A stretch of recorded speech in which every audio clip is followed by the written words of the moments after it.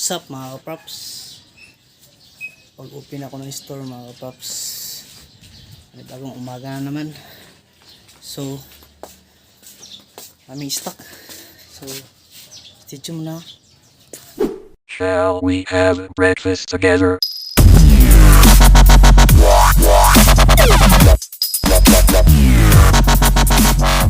Mga kaprops, sisimula na tayo mag check ng mga paninda, mga stock na galing kumpra kapon. So stay tuned na, hindi na ako mag time lapse eh, napakasumo. So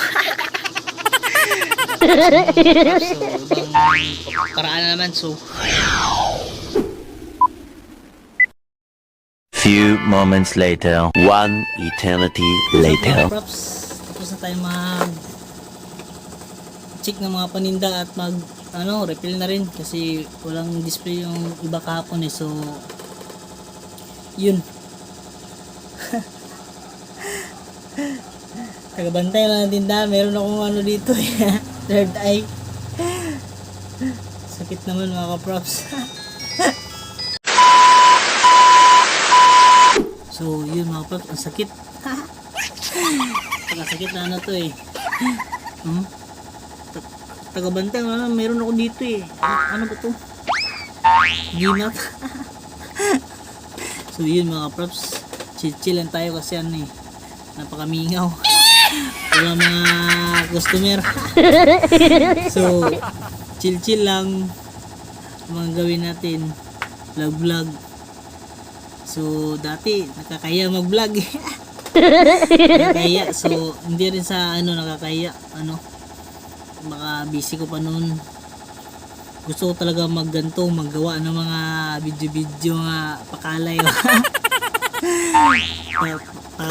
Pagkatawa sa ubang katauhan. Sa katauhan kadiyo. So yun mga kapaps, ito yung pagbablog mga kapaps eh, isa lang natulak sa akin ito, yung madaling ko. Sabi niya sa akin bakit hindi daw ako magbablog, na marunong daw ako magpatawa at para daw ako comedian nito so wala pa nga yan, hindi ko pa binuhos lahat. Sa lang yun, 10% lang yun na ginagawa ko pa ngayon. So di pa lahat ng porsyento ginawa ko. Napatawa na ibang tao. Napatawa na sa inyo mga kaprops. So yun, sabi ko sa susunod na lang tingali sa ako mag vlog.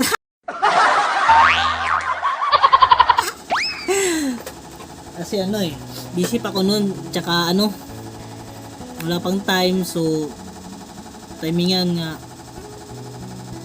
ang mama, focus ko sa sitwasyon niya kung mama ba kay niwa mo to niya,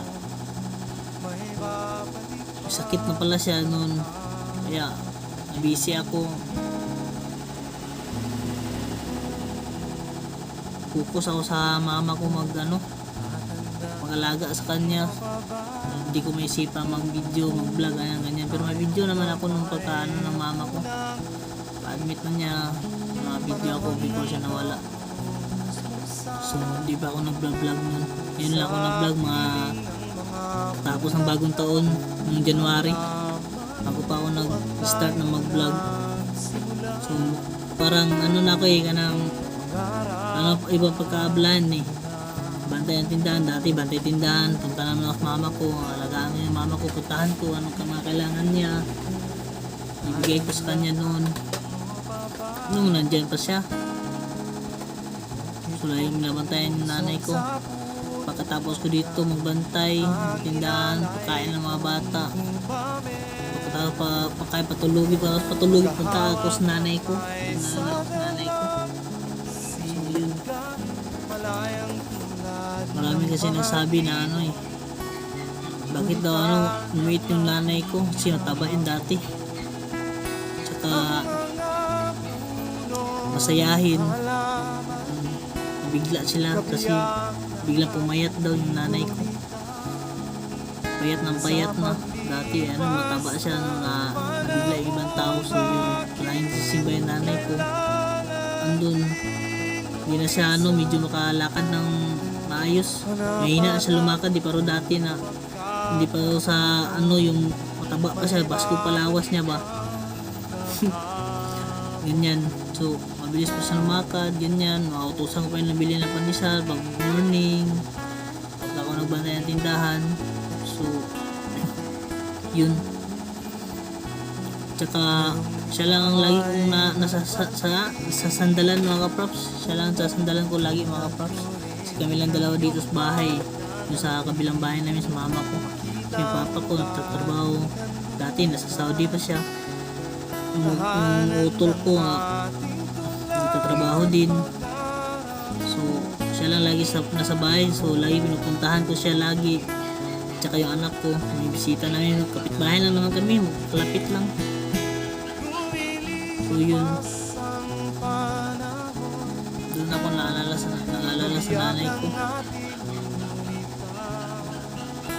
Pagkasampa ng utol ko sa barko, yun, pina-check up na namin siya.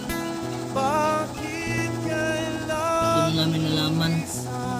Kasi pag pag siya lang bibigyan ng kuya ko yan ng pang-check up niya. Sabi ng utol ko samahan ko raw. So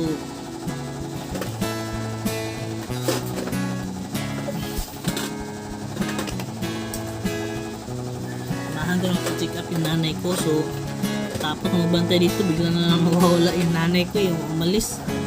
Kaya lang magpapacheck up. Kasi dahilan niya, pag hintayin niya daw ako, iinit na. Alas 12 na ako mag-uop sa tindahan So relibo kami, alas 12 na ako makakalabas. So nainitan siya masyado. Lumakad ng tanghali. So siya lang lalakad, siya lang kakalam sa sakit niya. Tatanungin ko, sasabihin niya okay lang daw siya, bubak lang daw, ganyan. So kaya tago pala sa sakit na karamdaman mga kaprops.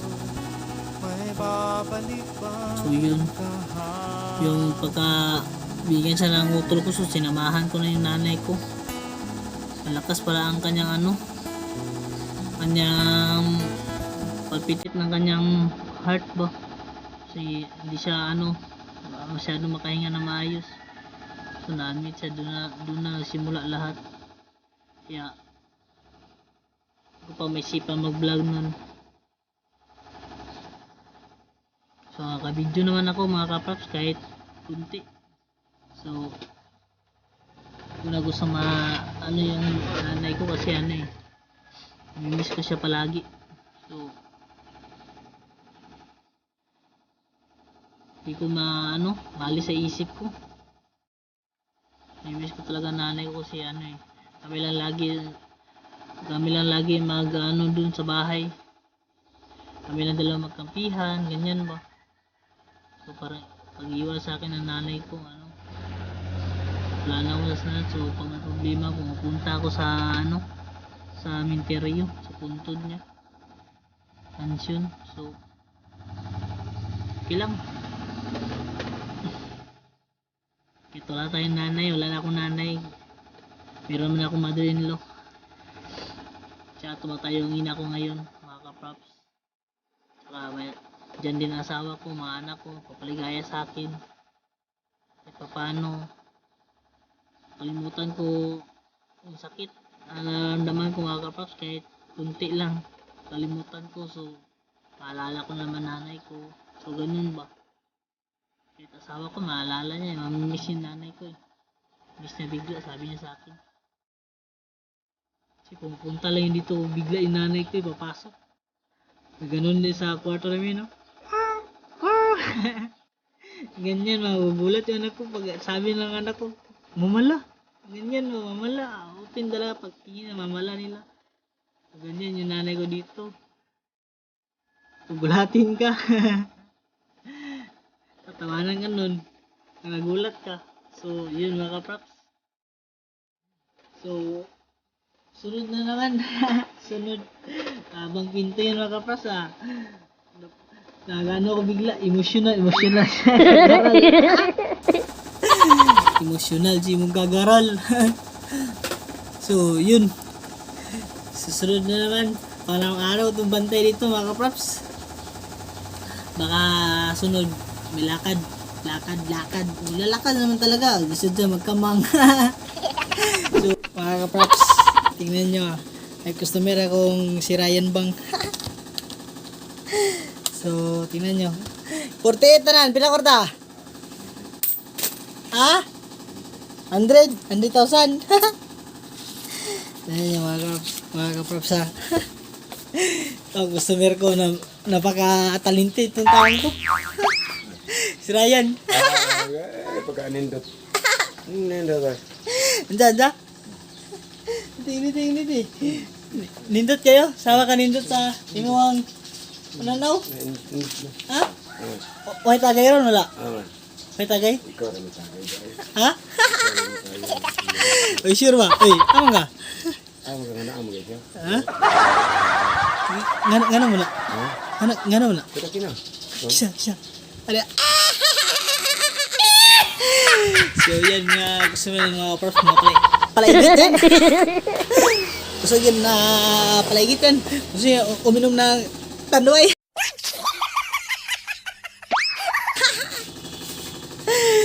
Walang klaro tao yun. Ay, nako.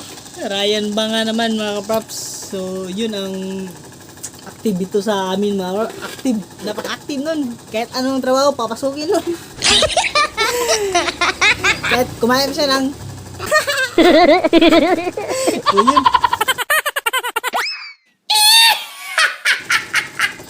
So dito natapos yung video ko mga kaprops. So yun, don't forget to like and subscribe mga kaprops. At huwag niyong kalimutan mga kaprops, tumawa.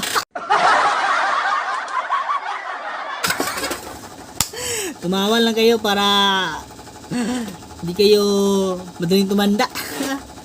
So yun, bye bye.